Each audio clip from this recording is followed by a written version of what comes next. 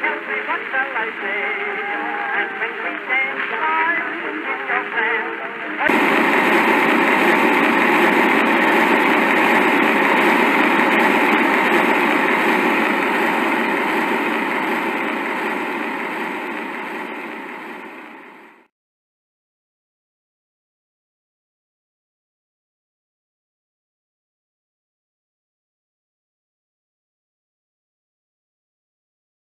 It hadn't taken long for everything to collapse. These are the things Malcolm Trisnam contemplated every now and again as he walked down the road. He wasn't sure where he was going at this point. It had started with the rumors of a cannibal cult in Mexico. People caught chewing human flesh or gnawing through the muscle of someone they just attacked. Just deranged lunatics, most people thought. Till the reports started drifting further down Central America and to the continent below. Then people began to theorize. Flesh-eaters. Undead. Some began to scream about ancient curses and the folly of man. Others said there had to be a way to understand it with science. The conspiracy theories of certain countries, developing a bioweapon and testing it in Mexico, were prevalent for about 3 months. They tried to contain it. The world's leaders came together and worked their best to contain it. But there were private citizens across the world who wanted something so exotic for themselves and thus paid out the ass to have the infected shipped to them. That's how it got overseas. If you think people couldn't have been dumber, you're dead wrong. The trope of bitten people on zombie media hiding their lights? People actually fucking did that. It made things so much worse. Malcolm felt his gaze turn skyward and noted a helicopter trying to stay airborne as its engine began to give up mid-flight. Its tailspin was inevitable and it soon came down hard behind a nearby building.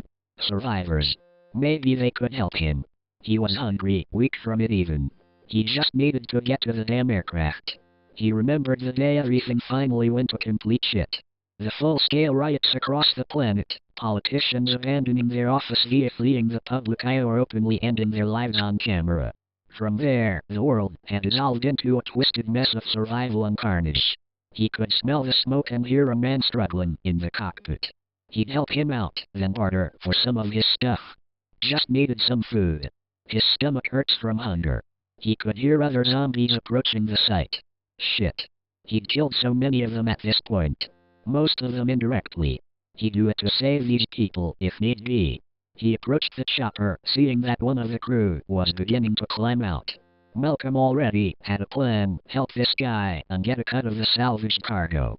After all, bartering was the key to survival in this new world. New world. The fact that the phrase was thrown around by almost every survivor now, and not just radicalized political nutjobs on college campuses, was almost maddening. But it was accurate. A new world of death, suffering, and nightmares.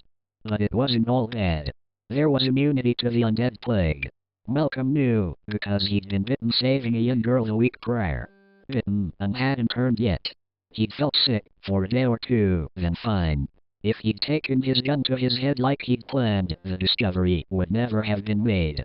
But after getting the girl to the safety of another group, then failing to enact his plan of suicide and subsequently discovering his medical anomaly, he'd had to make the tough decision of going alone. Nowhere was he going to risk people not understanding and trying to execute him. He'd not seen another person since. He found his progress blocked by a metal fence, reinforced with sheet metal. He didn't have the strength to climb that at the moment. Food was scarce, and the virus hadn't been exclusive to mankind. When bands of survivors found their pets turning, or undead bears and bucks charging from tree lines, they'd found the ever-sloping decline of humanity turning into a freefall. The mice had made it all the worse. Malcolm found his thoughts drifting back to his family. The family that had been his anchor before hell had opened its gates and spilled out onto the earth. His father, the biggest fucking nerd on the planet. Watching a man in his late 50s foaming at the mouth at the chance of owning the original Knight Rider car had been an experience. His mother, so patient with both him and his father's antics. She had been kind, but not above telling him off when he'd act like a fucking fool. His little sister. She barely got time to be an adult. To become her own person outside of the usual high school cliques. He'd long since forgotten their names. He'd driven the knowledge away, desperate for any way to relieve the pain in his heart. Malcolm remembered the day it happened. The collapse they were riding through the eye of the storm at that point, and his father had come home pale and complaining of a stomachache.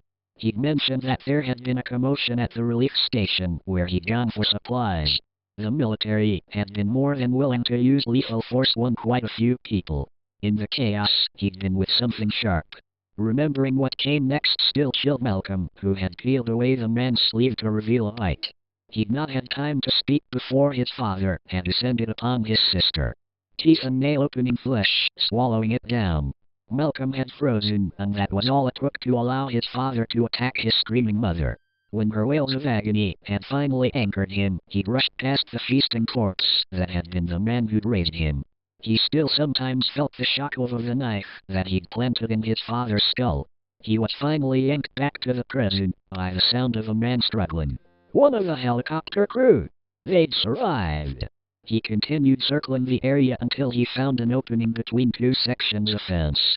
The helicopter itself was a mess, part of it was on fire. The struggling man was clawing at the dirt to pull himself out. Malcolm rushed over, ready to help extricate the man from the hunk of metal. He reached out, getting a firm grip on the man and holding him in place as he felt his jaw open, drooling heavily. What? No! What the fuck is this? He found himself mentally screaming. What was he doing? The man was openly screaming, and all Malcolm could do was watch as his own body betrayed him. Stop. What am I doing? Fucking stop. He continued to scream to his body. He tasted iron as his teeth sank into flesh. His fingernails were digging like claws to expose more skin. He felt the hunger being sated, and if he had more than just his mind to his own control, he'd have vomited. A horrifying realization struck him as reality set in. He'd turned at some point during those 2 days of feeling sicker than death itself. He'd turned and was still completely aware of what was going on. He was nose to gore with his meal. He couldn't pull away. All he could do was look. Trapped within the collapse itself.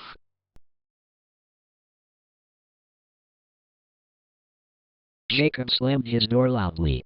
He couldn't believe the nerve of his father.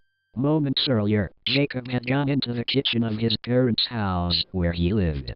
All he wanted to do was eat, watch television, and surf the internet on his laptop. His father, however, would have none of that.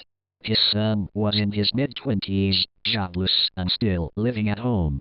He demanded that Jacob clean the living room, as were his regular duties, and asked him in a rather gruff tone if he had gotten a job, yet a question to which he already knew the answer was no. Jacob, tired of hearing the same thing from his father daily, stormed out of the kitchen, leaving behind an open refrigerator and his laptop. As he left, he yelled obscenities at his father and said he wished that he would just die already so he could go be with his mother in hell.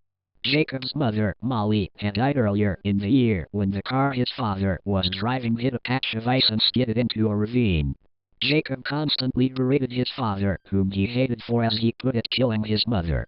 There never was a solid father and son bond between them to begin with, and his mother's death destroyed what little there was. Jacob, still fuming and tired from staying up all night playing his online games, went to sleep. When he woke up, he found the house curiously silent. His father usually was noisy at all hours. If it wasn't his snoring, it was the sounds of him watching television. Jacob ventured out of his room and called out to see if anyone was there. He poked around all the rooms until he got to the kitchen, where he saw his laptop closed, but still on. Angry at the thought of his father messing with his computer, he snatched it up and turned on the television. Opening it, he booted it back up and went about seeing if his father had messed with anything. There, on his desktop, was a curious file, titled Dad.txt, that he was sure wasn't there earlier. Curiosity getting the better of him, he opened it. In moments, he was filled with a deep sense of regret. The document, which started off with things such as "I'm sorry, I love you, and goodbye," was his father's suicide note. It described how his wife's death strained him, and how Jacob's constant remarks about him and the accident were just too much for him to bear anymore.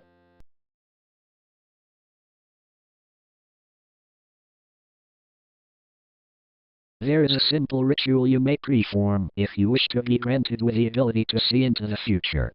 You must collect the following items: 3 cuts of satin fabric, 1 in white, 1 in red, and 1 in black, a handheld mirror, a sheet of paper, and a pencil. Once you have the materials, go into your bedroom. It must be your room, this is very important, and close the blinds on all of your windows. For best results, this ritual should be done at midnight. However, you can try it at any time of the day and it should work. Sit on the edge of your bed and take out your handheld mirror. Stare into the eyes of your own reflection and recite the following words: "Give me this gift in exchange for my sacrifice." Once you are done, place the sheet of paper over the mirror and visualize a single eye, open wide. Sketch this onto the center of your paper. Take out your 3 satin cloths and lay them down beside you. Before lifting your sketch from the mirror, say, "The white eye sees all." Now you may remove the paper from the mirror. An engraving of the picture is now cut into the mirror surface.